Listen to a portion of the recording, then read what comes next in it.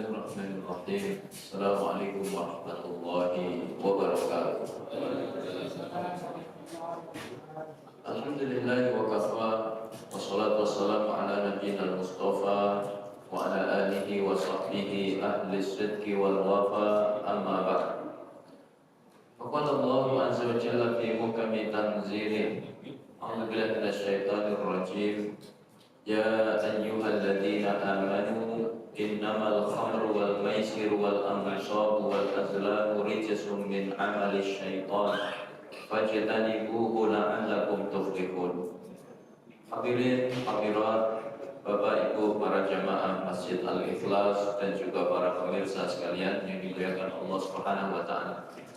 Alhamdulillah, kita bersyukur kehadirat Allah. Kita dikumpulkan oleh Allah di malam hari ini di majelis ilmu yang sangat mulia. Mudah-mudahan berkumpulnya kita di majelis ilmu pada malam hari ini menjadi isyarat Allah masih menghendaki kebaikan yang besar dalam kehidupan kita. Sebagaimana sabda Rasulullah SAW, "May yuridillahu bihi khairan yufaqihuhu fid din." Siapa orang yang Allah kehendaki kebaikan dalam hidupnya, maka Allah fahamkan dia dalam urusan agama. Mudah-mudahan dengan hadir di majelis ilmu ini, badan kita disehatkan oleh Allah, rezeki kita dilapangkan oleh Allah, keluarga kita diberkahi oleh Allah, dan semoga dengan ini Allah istiqomahkan kita semuanya di atas iman dan Islam hingga akhir hayat kita, dan kita semua menghadap Allah kelak dalam keadaan husnul khatimah. Amin ya rabbal alamin. Salawat dan salam tidak lupa kita aturkan pada suri tauladan kita Rasulullah Muhammad sallallahu alaihi wasallam, pada keluarga, pada sahabat. Mudah-mudahan kita semuanya termasuk umat beliau yang berbahagia meraih syafaat beliau kelak di hari kiamat. Bapak Ibu dimuliakan oleh Allah, pada kesempatan yang mulia ini tema yang akan kita bahas adalah 4 perkara yang tidak boleh kita lupakan dalam kehidupan kita. Ini diambil dari hadis yang ke-30 dari kitab Al-Arba'in An-Nawawiyah yang dihimpun oleh Al-Imam Muhyiddin Abu Zakaria Yahya bin Sharaf An-Nawawi Ad-Dimashqi Asy-Syafi'i. Hadis itu berbunyi, wa an Abi Tha'labah Al-Khushani Jurthum ibni Nashir radhiyallahu anhu anin Nabi sallallahu alaihi wasallam qala, inna Allaha farada fara'idha fala tudayyi'uha wa hajja hududan fala ta'taduha wa harrama asya fala tantahikuha wa sakata an asya rahmatan lakum ghayra nisyan fala tabhatsu anha. Rawahu Daruqutni wa ghayruhu wa qala haditsun hasan. Jadi Abu Tha'labah Al-Khushani, nama aslinya adalah Jurthum bin Nashir. Semoga Allah meridhoinya. Dari Rasulullah sallallahu alaihi wasallam, beliau bersabda, sesungguhnya Allah mewajibkan beberapa kewajiban, maka jangan pernah kalian meremehkannya. Dan Allah menetapkan batasan-batasan, maka jangan pernah kalian melampauinya. Allah mengharamkan beberapa perkara, jangan sampai kalian terjatuh ke dalamnya. Dan Allah mendiamkan beberapa perkara karena rahmat kepada kalian, bukan karena lupa, maka jangan kalian mencari-carinya. Hadis ini diriwayatkan oleh Imam Daruqutni dan lainnya, dan beliau berkata ini hadis yang hasan. Mari kita berinteraksi dengan hadis ini dari awal hingga akhir. Pertama, sanad hadis ini dari sahabat yang bernama Abu Tha'labah Al-Khushani. Nama aslinya Jurthum bin Nashir. Beliau berasal dari kabilah Husain, dari suku Qudha'ah yang menghuni wilayah Syam. Beliau masuk Islam di tahun ke-6 Hijriah. Beliau ikut peristiwa-peristiwa penting.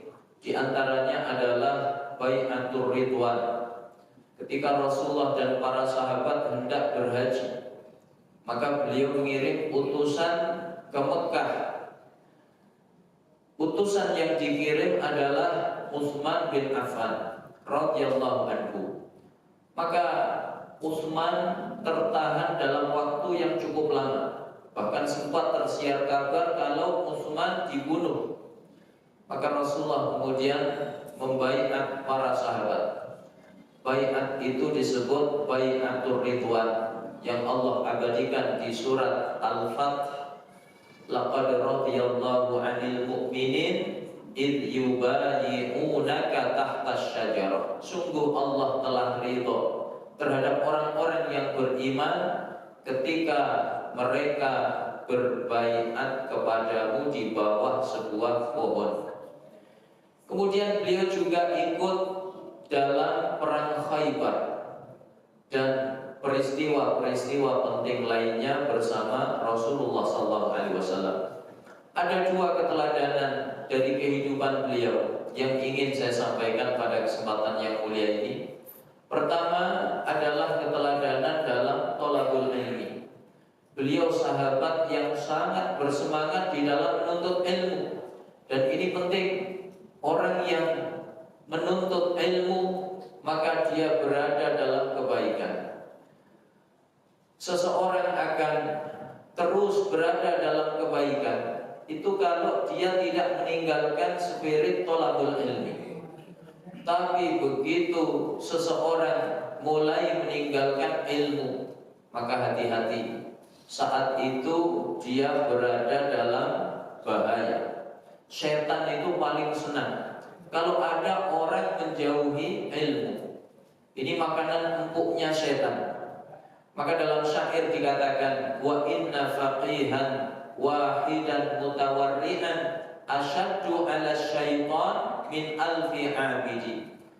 Satu orang yang faham agama dan dia warak, hati-hati dalam kehidupannya, itu lebih dahsyat bagi setan dibanding 1000 ahli ibadah. Apa sebabnya? Orang yang faham ilmu sulit disesatkan, tapi sekedar ahli ibadah yang tidak faham ilmu agama itu mudah disesatkan oleh setan. Makanya jangan pernah meninggalkan aktivitas thalabul ilmi. Yang kedua, jamaah yang dimuliakan oleh Allah, keteladanan dari Abu Sa'labah. Beliau juga ahli ibadah. Beliau min ubadis sahabah, salah satu sahabat yang terkenal ahli ibadah. Beliau sering qiyamul lail. Maka orang yang ahli ibadah, maka wafatnya pun sering dalam keadaan beribadah kepada Allah. Maka ulama membuat kaidah, man asya ala syai' mata alaih.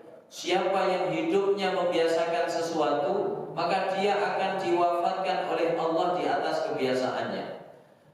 Bagaimana wafatnya Abu Sa'labah? Beliau wafat dalam keadaan qiyamul lail, saat sedang sujud.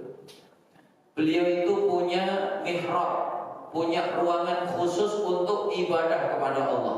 Kalau beliau sudah masuk ruangan itu, maka keluarganya sungkan untuk membangunkannya, sungkan untuk mengganggunya. Lalu siapa yang pertama kali tahu kalau beliau ini wafat saat sedang sujud? Yaitu putrinya. Jadi ketika ayahnya qiyamul lail, putrinya sedang tidur. Maka sang putri melihat dalam mimpinya bahwa sang ayah itu wafat saat sedang sujud qiyamul lail. Maka sang putri terbangun. Dia kemudian bertanya kepada ibunya, wahai ibu, di manakah ayah? Ibunya berkata, ayahmu sedang di mihrabnya, dia sedang ibadah, dia sedang qiyamul lail. Maka sang putri langsung masuk ruangan ayahnya. Betapa kagetnya sang putri, dia melihat ayahnya wafat saat sujud, persis seperti yang dia lihat dalam mimpinya. Maka begitu orang yang ahli ibadah diwafatkan oleh Allah saat beribadah kepada Allah Subhanahu wa taala. Jemaah yang dimuliakan oleh Allah, hadis ini kata para ulama termasuk min jawami'i kalimihi sallallahu alaihi wasallam, termasuk jawami'ul kalimnya Nabi, kalimat yang singkat tapi mengandung makna yang sangat padat. Dan hadis ini satu-satunya hadis yang menghimpun seluruh hukum yang ada di dalam syariat. Semua hukum yang ada dalam syariat itu ada di antara 4 isi hadis ini. Apa saja isinya? Pertama, yaitu kewajiban-kewajiban. Yang kedua, batasan-batasan. Yang ketiga, larangan-larangan. Dan yang ketiga adalah perkara-perkara yang mubah, yang didiamkan oleh Allah Subhanahu wa taala. Mari kita berinteraksi dengan 4 isi hadis ini. Pertama, kata Nabi, innallaha farada faraidha fala tudayyi'uha. Sesungguhnya Allah menetapkan kewajiban-kewajiban, jangan pernah kalian meremehkannya. Kewajiban apapun dalam agama jangan ada yang diremehkan. Kewajiban sholat, kewajiban puasa, dan lain sebagainya, jangan meremehkan. Meremehkan kewajiban itu adalah bentuk cacat di dalam akidah. Makanya ulama itu lebih mewaspadai meninggalkan kewajiban dibanding mengerjakan larangan. Apa sebabnya? Mengerjakan larangan itu kategorinya adalah maksiat, tapi meninggalkan kewajiban menurut sebagian ulama itu kekufuran. Lebih bahaya mana, Pak? Maksiat dengan kekufuran. Lebih bahaya kekufuran.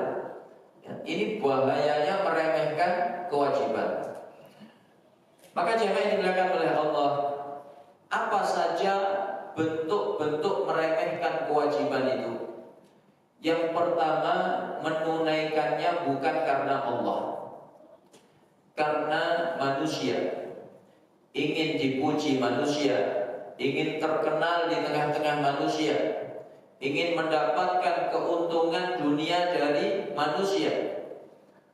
Maka ini salah satu bentuk meremehkan kewajiban. Makanya Rasulullah SAW mewaspadai satu fitnah ini, itu lebih besar dibanding fitnahnya Dajjal.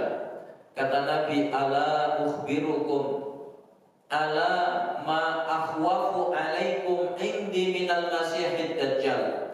Maukah kalian aku beritahu satu fitnah yang jauh lebih aku takutkan menimpa kalian dibanding fitnahnya Dajjal. Fitnah Dajjal itu fitnah yang dahsyat.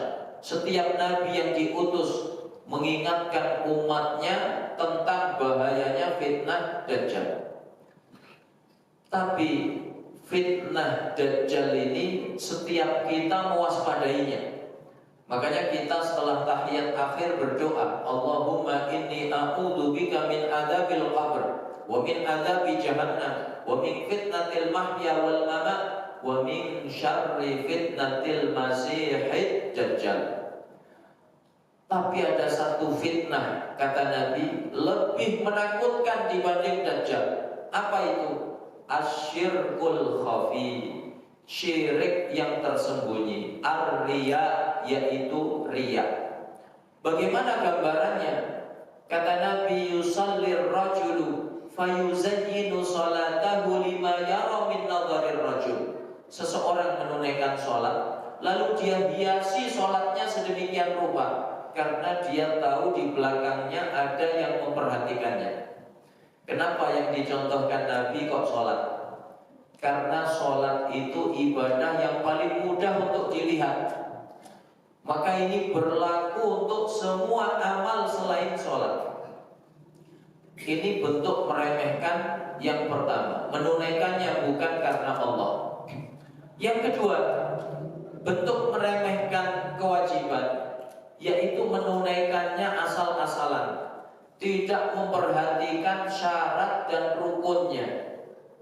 Sholat itu ada syarat dan rukunnya. Kalau tidak dipenuhi, menyebabkan sholatnya tidak sah. Maka Rasulullah pernah menyuruh sahabat itu mengulangi sholatnya sampai 3 kali. Sholli fa innaka lam tusalli. Kamu ulangi sholatmu, sungguh kamu belum sholat. Setelah 3 kali mengulang, sahabat ini gak sanggup. Maka Rasulullah menjelaskan di mana letak kesalahannya. Kata beliau, idza shallaita fakabbir, tsumma qra' ma tayassara laka minal Qur'an, tsumma rka' hatta tatma'inna raki'an, tsumma rfa' hatta tatma'inna qa'iman, tsumma isjud hatta tatma'inna sajidan, tsumma rfa' hatta tatma'inna jalisan. Kalau kamu sholat, setelah takbiratul ihram, bacalah surat Al-Fatihah. Setelah itu baca surat yang kamu hafal. Setelah itu rukuk sampai tumakninah rukuk. Setelah itu bangun sampai tumakninah berdiri. Setelah itu sujud sampai tumakninah sujud. Setelah itu bangun dari sujud sampai tumakninah duduk di antara 2 sujud. Begitu seterusnya. Maka jangan sampai ketika kita menunaikan kewajiban itu asal-asalan, tidak memperhatikan syarat dan rukunnya. Ya, ini penting Pak, karena sebentar lagi kita masuk bulan suci Ramadan. Makanya sound system di masjid itu semuanya dites karena mau Ramadan, termasuk sound system Masjid Al-Ikhlas. Itu isyarat Ramadan sudah dekat. Di malam Ramadan itu ada sholat tarawih. Tren di masyarakat kita ini Pak, sholat tarawih khusyuan apa cepet-cepetan Pak? Nah, maka hati-hati ya, jangan sampai kita mengabaikan syarat dan rukun sholat. Yang ketiga, bentuk meremehkan kewajiban, yaitu menunda-nunda. Makanya Al-Quran memberi isyarat, kita itu tidak sekedar diperintahkan oleh Allah yang penting menunaikan kewajiban, tapi kita diperintahkan untuk bersegera.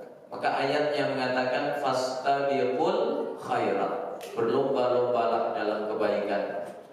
Wasari'u ila maghfiratin min rabbikum, bersegeralah kalian menyongsong ampunan dari Tuhan kalian. Maka hati-hati, salah satu tipu daya setan itu menunda-nunda. Setan kalau menipu manusia itu strateginya tidak selalu dihalangi dari kewajiban, diperintahkan untuk meninggalkan kewajiban, tapi kadang strateginya itu nunda-nunda. Nanti saja, waktu sholat masih panjang, santai dulu, ya, nggak usah buru-buru. Kadang pakai dalil Pak, al-ajalatu minasyaiton, buru-buru itu dari setan. Innallaha ma'as-sabirin, Allah itu suka orang yang sabar. Akhirnya kita menunda-nunda kewajiban. Ini termasuk meremehkan. Kemudian yang keempat, ya, puncak dari meremehkan kewajiban, yaitu meninggalkannya. Maka orang kok bisa sampai meninggalkan kewajiban? Itu bukan sesuatu yang tiba-tiba. Itu prosesnya sudah panjang.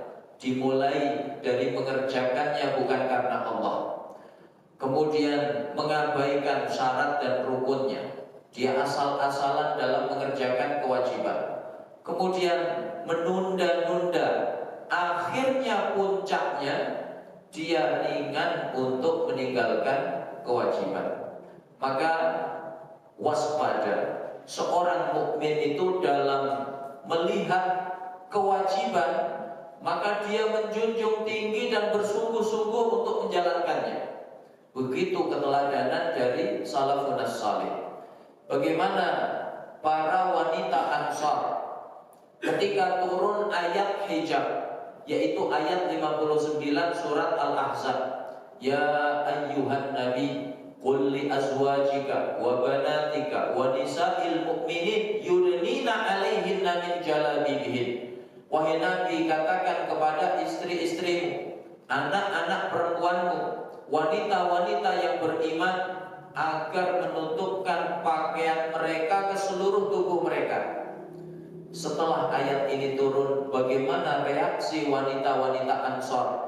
Aisyah radhiyallahu anha mengisahkan, khairun nisa nisaul Ansar. Sebaik-baik wanita itu wanita Ansar. Hinama nazalat ayatul hijab ka'anna ala ru'usihinnal ghirban. Ketika ayat hijab turun, maka seolah-olah di atas kepala-kepala mereka itu terdapat burung gagak. Kenapa seperti itu, Pak? Karena mereka menyambar kain-kain yang ada di sekitarnya. Ada yang nyambar taplak meja, ada yang nyambar sajadah, ada yang nyambar korden. Mereka menutupi kepala mereka dengan kain-kain yang beraneka ragam, sehingga dilihat dari kejauhan itu seperti ada burung gagak di kepala mereka. Yang kedua, apa isi hadis tadi? Wa hadda hududan fala ta'taduha. Allah menetapkan batasan-batasan, jangan pernah kalian melampauinya. Dalam agama ini ada batasan-batasan. Orang ibadah saja itu ada batasannya.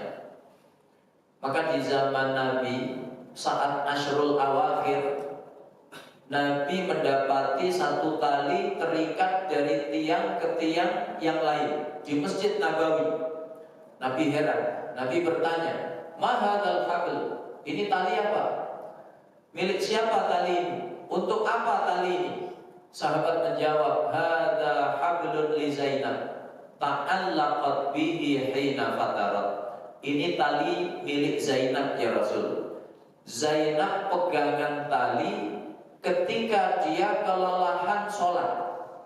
Jadi sholat qiyamul lail, begitu kelelahan, ngantuk, maka tetap tegak berdiri karena disangga oleh tali.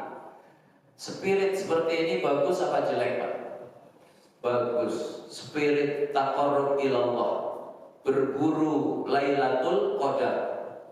Tapi ini melampaui batas. Maka ditegur oleh Nabi, liyusalli ahadukum 'inda nasyati fa idza fatara falyarqud. Hendaknya salah satu dari kalian sholat itu kalau masih kuat. Kalau sudah enggak kuat, ya istirahat. Ngaji seperti ini ada batasannya. Kalau azan isya sudah berkumandang, ya ditutup. Kalau saya teruskan sampai jam 9, Bapak pulang dari sini taubat nasuha semua. Dalam menjalankan perintah-perintah Allah itu juga ada batasannya. Ya, contoh syariat jihad. Wa qatilu fi sabilillahi alladhina yuqatilunakum wa la ta'tadu innallaha la yuhibbul mu'tadin. Perangi orang-orang yang memerangi kalian di jalan Allah, tapi jangan melampaui batas.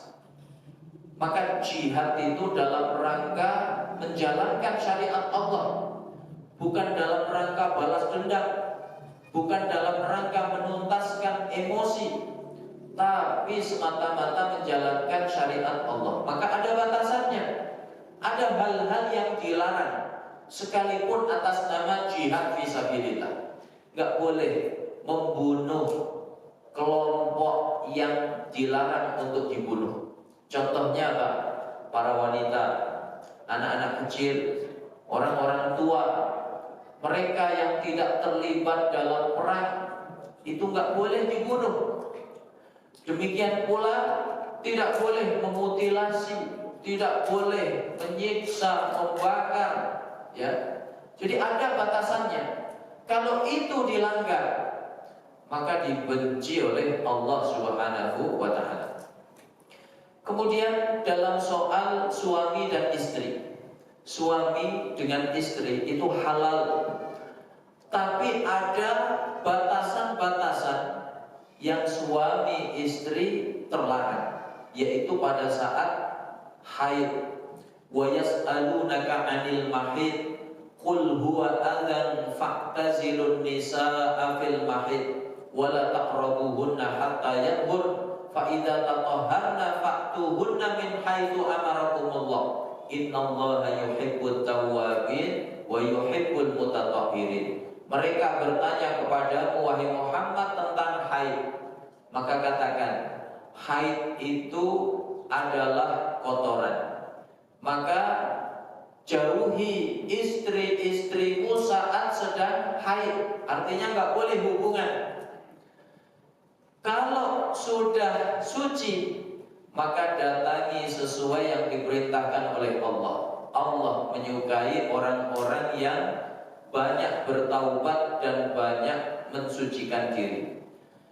Begitupun dalam soal makan, itu juga ada batasannya. Wa kulu washrabu wa la tusrifu innahu la yuhibbul musrifin. Makanlah, minumlah, tapi jangan berlebihan.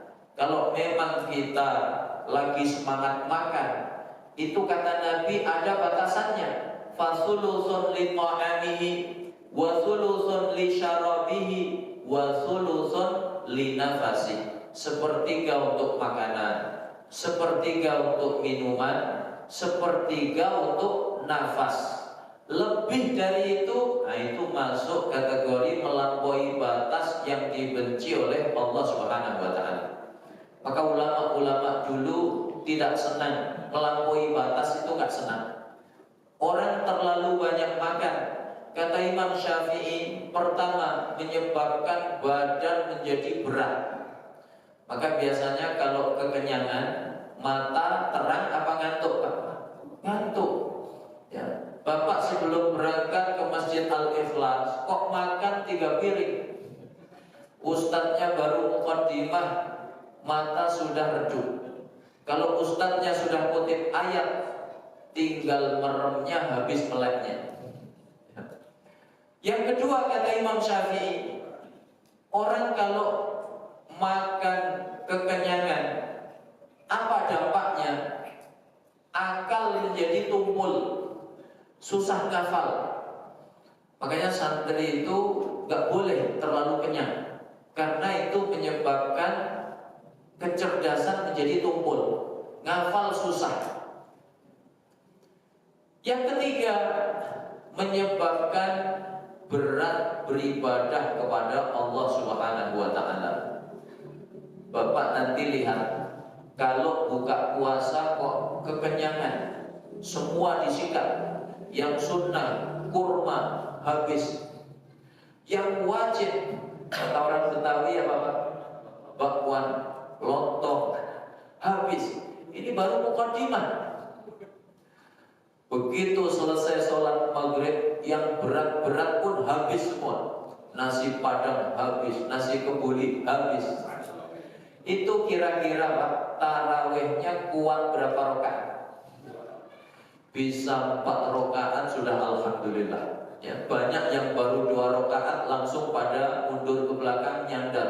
Bismikallahumma ahya wa amut. Jadi menyebabkan berat beribadah kepada Allah Subhanahu wa taala. Makanya dibenci oleh Allah. Melampaui batas itu dibenci oleh Allah.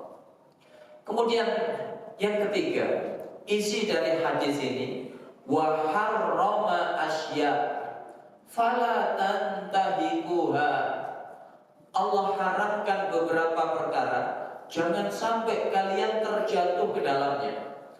Seorang mukmin itu memandang larangan-larangan Allah itu seperti sesuatu yang menjijikkan dan seperti sesuatu yang menakutkan. Maka dia bersungguh-sungguh menjauhinya. Sekalipun sesuatu yang diharamkan itu adalah hobi, selera, tren, ya, gaya hidup, bahkan sumber ekonomi yang menjanjikan sekalipun, kalau itu diharamkan oleh Allah, maka orang yang beriman sami'na wa ata'na.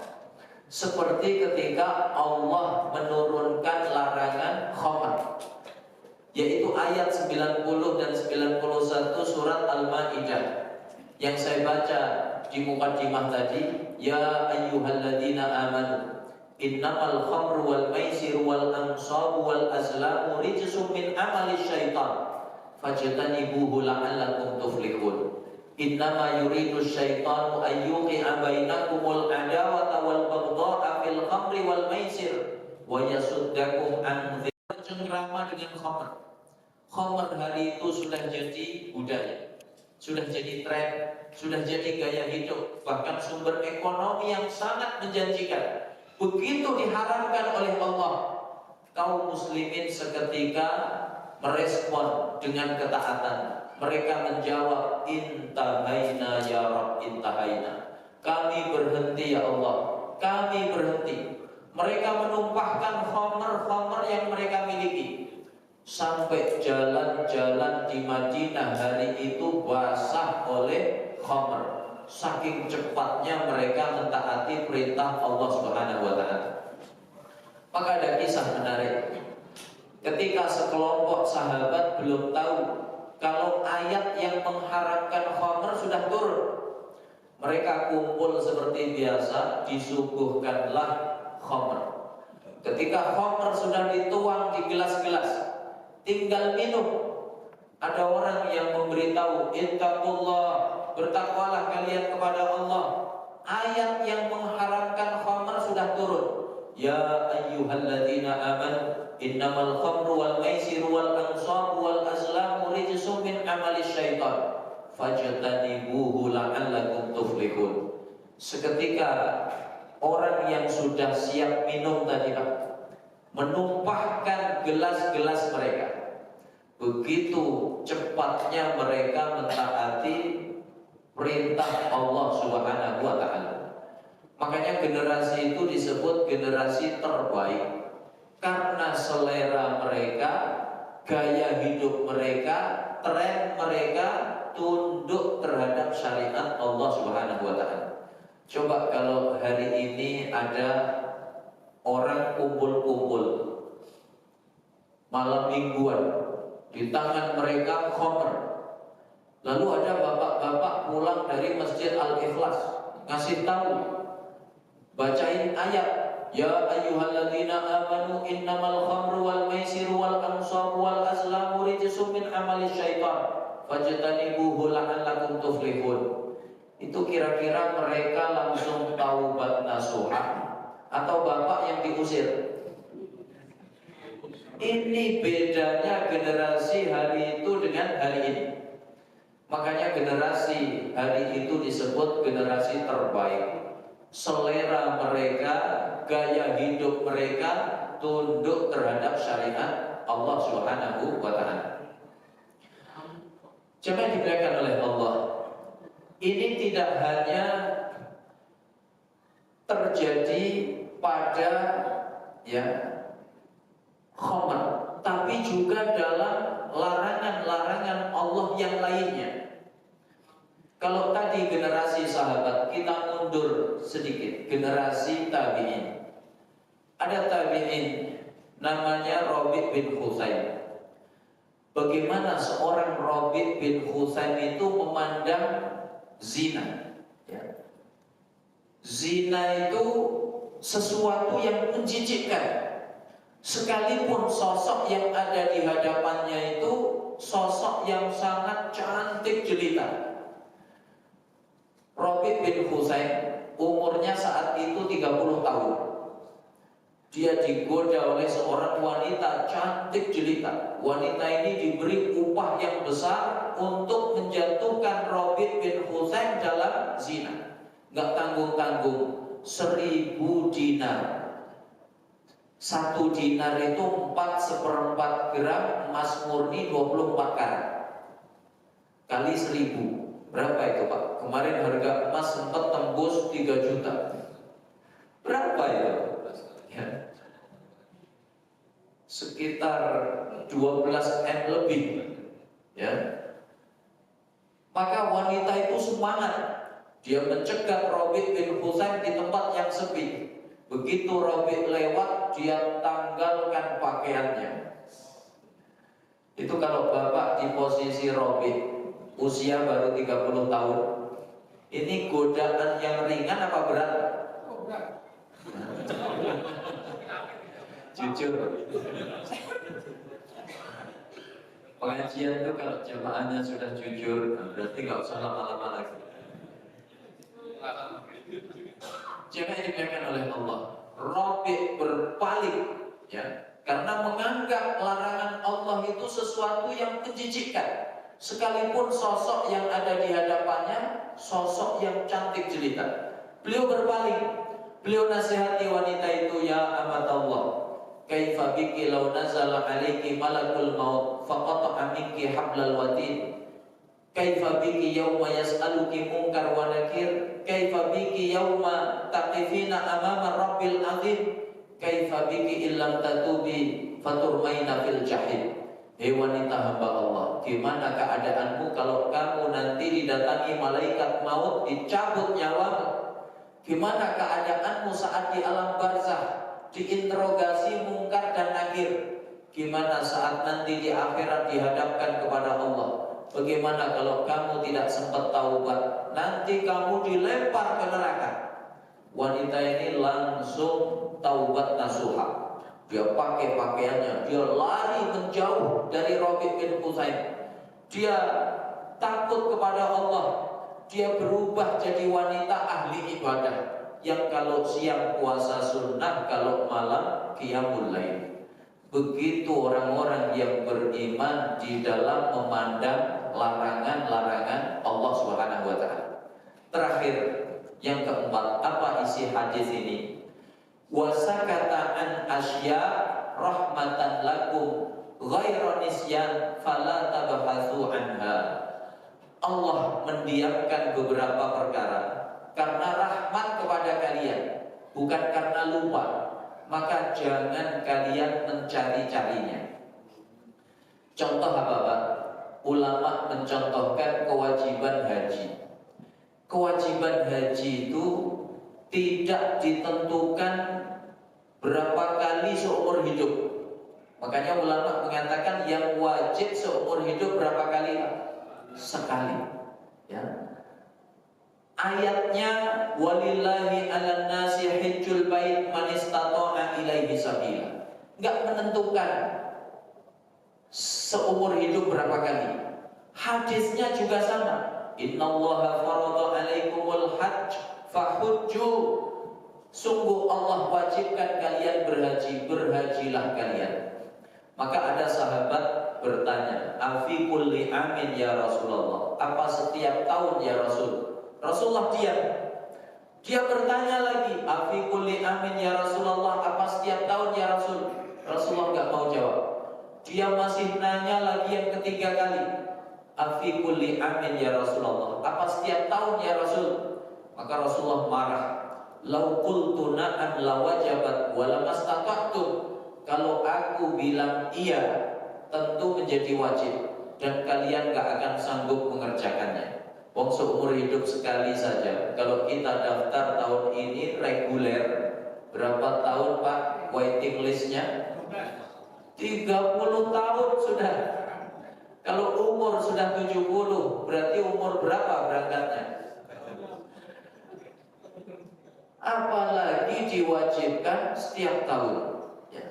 Makanya sikap orang yang beriman ketika mendapati sesuatu didiamkan oleh Allah, jangan mencari-cari ya. Panduan Nabi terhadap perintah dan larangan itu sederhana. Manahaitukum anhu fajtanibu. Apa yang aku larang, jauhi sejauh-jauhnya. Wa ma amartukum bihi fa'tu minhu mastata'tum.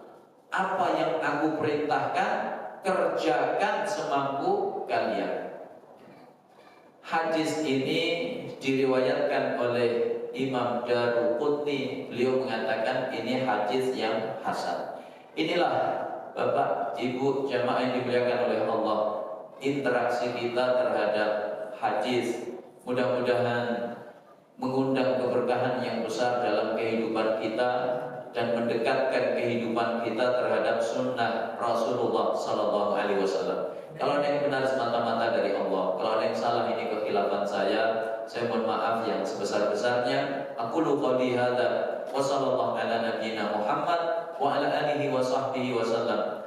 Wa subhanakallahumma wa bihamdik asyhadu an la ilaha illa anta astaghfiruka wa atubu ilaik. Assalamualaikum warahmatullahi wabarakatuh.